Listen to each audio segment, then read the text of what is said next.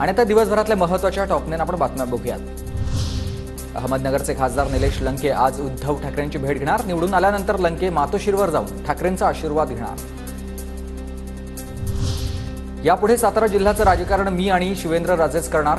साताऱ्यातील मेळाव्यामध्ये उदयनराजेंचं हे वक्तव्य।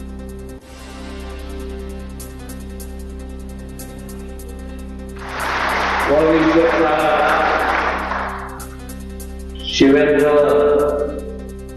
राजे आणि मी एकत्र असल्यानंतर मला पण बघायचं जिल्ह्याचं राजकारण कोण काय करतं।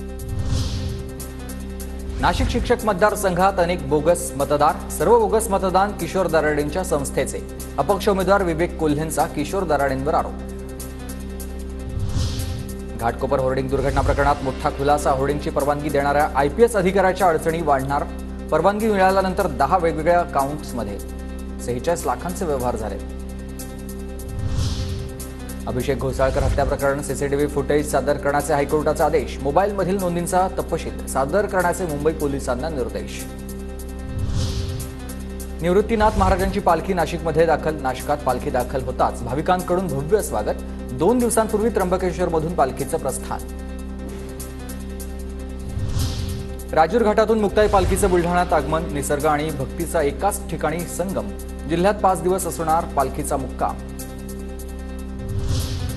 विधानसभेत मतदार यादीतील घोळ टाळण्यासाठी नागपूर जिल्हा प्रशासन ॲक्शन मोडवर। मतदार यादीचा संक्षिप्त पुनर्परीक्षण कार्यक्रम घेणार आणि 25 ते 24 जुलै दरम्यान ही घरोघरी जाऊन मतदार यादीची तपासणी होईल। इंद्रायणी नदी पुन्हा एकदा फेसाळली। ज्ञानेश्वर महाराजांच्या पालखीचं प्रस्थान अवघ्या 7 दिवसांवर आहे। केमिकलयुक्त पाण्यामुळे इंद्रायणी नदी प्रदूषित झाली।